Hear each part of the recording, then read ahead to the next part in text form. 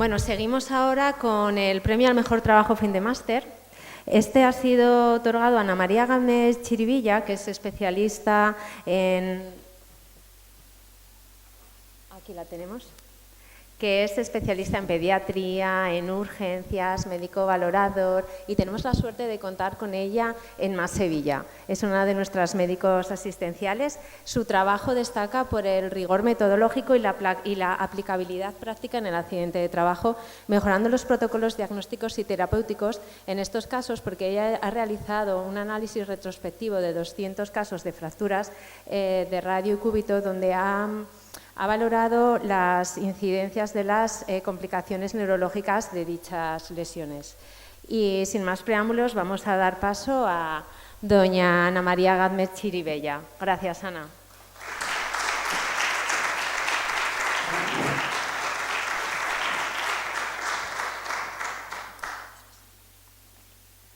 Buenas tardes, muchas gracias, Belén. Agradecida con la Cátedra Más de la Universidad de Zaragoza.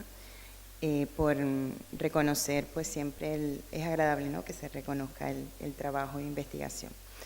Y particularmente quiero agradecer también a Andrés, porque de hecho, de no haber sido por él, no me hubiese animado a participar. Entonces, a él le dedico yo esta presentación.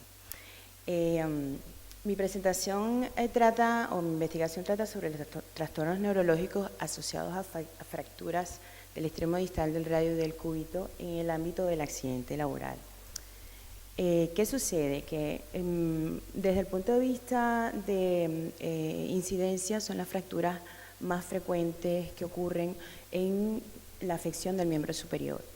Y se afecta también a adultos jóvenes, adultos en una edad productiva, y debido al mecanismo de producción que implica una energía cinética de alto impacto, se desarrollan ciertas secuelas y ciertas lesiones que, cuando vamos a mirar la calidad de vida evidentemente primero la calidad de vida del paciente y posteriormente en el ámbito laboral, pues se ven con mucho riesgo de padecer ciertas lesiones que puedan ser permanentes o hasta invalidantes.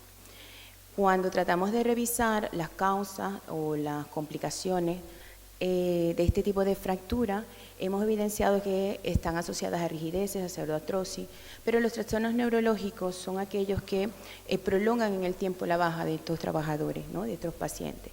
Y cuando tratamos de buscar el comportamiento epidemiológico de dichos trastornos, no conseguimos mucha información. Por lo tal, nos planteamos nuestro trabajo, cuyo objetivo general fue precisamente conocer la incidencia de estos trastornos neurológicos asociados a fracturas del extremo distal del radio en el ámbito laboral, durante un periodo de un año, desde enero de 2022 a enero de 2023. Los objetivos específicos: describir las características personales como edad y sexo, identificar las complicaciones neurológicas asociadas, precisar los días de incapacidad temporal, identificar el costo por día según la base reguladora o lo que percibe el trabajador por día, y conocer la situación al alta médica, qué pasaba con estos trabajadores. La investigación fue de tipo epidemiológica observacional retrospectiva de corte transversal. El universo y muestra estuvo representado por trabajadores con diagnóstico de fractura de radio y radiocubital distal en el contexto del accidente laboral, para recordar todo evento súbito que ocurre en tiempo y lugar de trabajo. Nuestros criterios de exclusión: diagnósticos errados, fracturas descartadas por TAC, fracturas de huesos de carpo, procesos iniciados sin bajas como situación laboral y procesos que fueron posteriormente derivados al sistema público de salud por no tener el contexto de accidente laboral. Este fue un trabajo para optar al título de Máster en Medicina Evaluadora y Peritaje Médico de la Universidad de Barcelona, por lo cual pasó primero el filtro de autorización del máster. Posteriormente, que solicitamos la autorización al Comité de Investigación del MAS, y al obtener la respuesta positiva, pues comenzamos a hacer nuestra búsqueda utilizando pues TIC y nuestras aplicaciones de Prometeo y Sectante del MAS. Evidentemente siempre respetando los principios éticos vigentes en la Declaración de Helsinki y el reglamento de la Ley de Protección de Datos. Los datos recabados fueron tabulados a través de paquetes estadísticos y el análisis de la metodología cuantitativa fue expresado por resultados en tablas y gráficos, y para las variables continuas la descripción se utilizó media, desviación estándar y valores máximos y mínimos. ¿Qué encontramos? De los 439 procesos que revisamos durante este periodo, solamente 218 correspondió al universo de nuestro estudio, donde se presentaron diagnósticos de fractura del extremo distal del radio y cubital distal. Solamente el 9.6% desarrollaron trastornos neurológicos, representando en 21 pacientes. Cuando analizamos las variables de sexo, evidenciamos que el masculino tuvo más representación o más frecuencia con un 52%, y la edad donde se evidenció más incidencia fueron entre los 57 y 65 años, siendo el sexo más afectado en este grupo etario el sexo femenino. Cabe destacar que dentro de los factores de riesgo, estas mujeres presentaban muchos factores de riesgo para obesidad, trastornos metabólicos y insulina y problemas osteogénicos. Con respecto a las complicaciones neurológicas, nos conseguimos que el SUDEP fue el primer lugar con un 57%, seguido a las mononeuropatías del nervio cubital, y en tercer lugar el desarrollo del SUDEP tipo 2. La población afectada o el género más afectado en este caso fue el femenino. En relación a los días de incapacidad temporal, el 61.9% estuvo en incapacidad aproximadamente entre 180 y 360 días de baja, y en segundo lugar con un 23.8% entre 0 a 180 días. En relación a la base reguladora, el mayor porcentaje se presentó entre una base reguladora que percibían diariamente entre 34 y 49.28 euros. Esto, desde el punto de vista económico, es importante porque mensualmente aproximadamente recibían una compensación económica entre 1.000 hasta 1.400 euros por mes. Y en relación a las situaciones del alta, sí nos llamó la atención que la mayoría de estos pacientes se daba alta por mejoría sin secuela. Solamente uno terminó en incapacidad permanente en grado total, pero fue porque tenía un trastorno previo del metabolismo del calcio. ¿Qué conseguimos nosotros a nivel internacional? La incidencia de estas fracturas en nuestro medio es muy común, en Europa es muy común, tiene la misma frecuencia, entre el 10 y un 20% de las fracturas. Sin embargo, cuando comparamos con estudios anglosajones, evidenciamos que en la población afectada aumenta más la incidencia, hasta un 40%. En Estados Unidos asocian también este tipo de fracturas a accidentes automovilísticos y de alta energía. En relación a la edad y género, prácticamente el comportamiento es similar de nuestros datos con respecto a los americanos y los europeos, donde siempre se describe la mayor influencia de estas fracturas en sexo masculino, y en la edad de los 50 hasta 69 años, insistimos por los factores de riesgos asociados. En un estudio de la Rush University Medical Center en Chicago, identificaron como lesiones nerviosas la afección del nervio mediano, generalmente en fracturas cuyo mecanismo de acción era muy de alta energía, multifragmentaria, manipulación forzada y una inmovilización inadecuada no anatómica e inmovilizaciones prolongadas. Las lesiones tardías también se relacionaban con la aparición del síndrome del túnel del carpo y ciertas adherencias neurales. Las neuropatías del cubital y radial fueron menos comunes. También en Chicago se han descrito las neuropraxias de un cubital severa en fracturas polifragmentarias postraumáticas.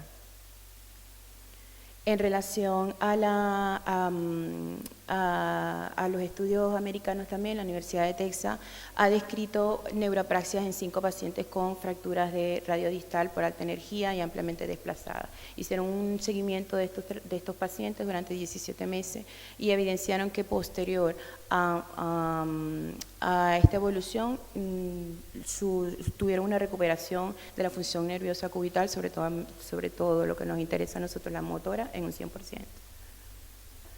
También en el estudio polaco, que evaluó 60 pacientes con fracturas unilaterales con tratamiento conservador, en ellos encontraron como principal causa el síndrome de túnel del carpo y aproximadamente hay un periodo de 10 meses que puede aparecer estas complicaciones. No, ellos, a diferencia nuestra, no evidenciaron lesiones a nivel cubital radial ni como los otros estudios. En Canadá han descrito parestesias en territorio mediano del lado fracturado y también el síndrome del túnel del carpo leve. Este estudio se los traigo porque me parece muy importante y muy interesante. En Alemania hicieron un estudio de 50 casos y hicieron un peritaje sobre mala praxis porque les llamó la atención la presencia de distrofia simpático refleja en estos pacientes. Y se evidenció que más del 80% se debió a vicios de consolidación, no trataron bien la reducción de la fractura y también el uso prolongado de la inmovilización. En relación a esto, en Alemania también han descrito que un 11% han desarrollado el síndrome de SUDEP tipo 1, pero en este caso todo lo contrario, que la gravedad del trauma ni la inmovilización pues conllevó al desarrollo del mismo, sino a factores de riesgo cardiovascular. En relación a los días de incapacidad, según el manual de incapacidad, el tiempo óptimo de curación de estas fracturas deberían de ser de 90 días. Nosotros nos extendemos hasta 240 días y los trastornos neurológicos de 60 a 90 días. Y en relación a la base reguladora, Castijón fue una doctora que hizo un trabajo para el doctorado de la Universidad de Murcia, cuyos resultados fueron similares a los nuestros. Ella mantuvo una base reguladora entre 30 y 60 euros por día, equivalente más o menos a nuestro estudio. En conclusiones de nuestro estudio, 218 procesos diagnosticados con esta fractura presentó una incidencia de trastornos neurológicos de un 9.63%. La mayor distribución se observó en el sexo masculino con un 52% y la edad con mayor trastorno neurológico estuvo comprendido entre los 57 y 65 años, siendo el sexo femenino mayor afectado en este grupo etario. El síndrome de SUDEP se registró como principal trastorno neurológico con un 57%, el 61% cumplió el periodo de incapacidad temporal entre 180 a 360 días y el 38% percibió una base reguladora entre 34 y 49.28 euros. Lo bueno es que solamente el 38%, el 38% se encuentra en situación de IT para la culminación del estudio, pero solamente uno de estos trabajadores llegó a incapacidad permanente total. Muchísimas gracias y este es mi equipo de trabajo de Morón de la Frontera.